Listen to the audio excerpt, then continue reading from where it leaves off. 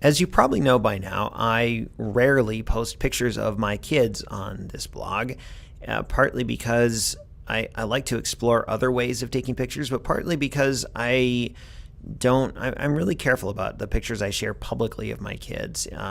Even on Facebook, I just try and be careful and intentional about it.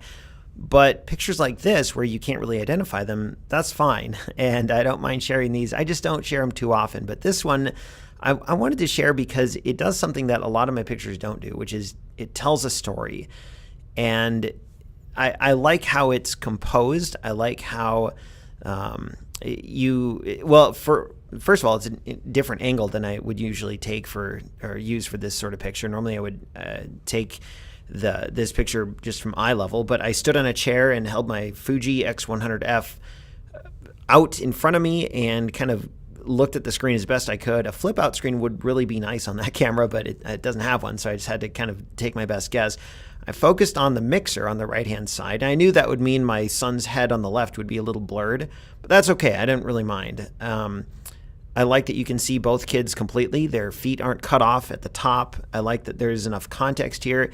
And if you look at most of my pictures on the blog, if someone were to say, what's going on in these pictures, they don't tell a complete story. It might be an interesting image, but it doesn't tell a story. Here, this clearly tells a story. There's a lot going on. First of all, we're making cookies, and I wish it didn't say Nestle. It seems like this is an ad for Nestle. Not at all. It just happened to be a Nestle bag of chocolate chips, but please know that this is not an ad. They were just on sale. So clearly we're making chocolate chip cookies, and you might notice that we've kind of just begun to make the cookies because you still got the sugar and there's flour that still has to be mixed in, and you might be able to tell that it's either late morning or late at night or early in the morning because the kids are in their jammies and they're really intently watching what's going on. And so there's a lot going on in this photo beyond just an image of a cookie mixer. And so because of that, I think it's kind of cool to have this particular picture from that standpoint, the fact that it tells a story.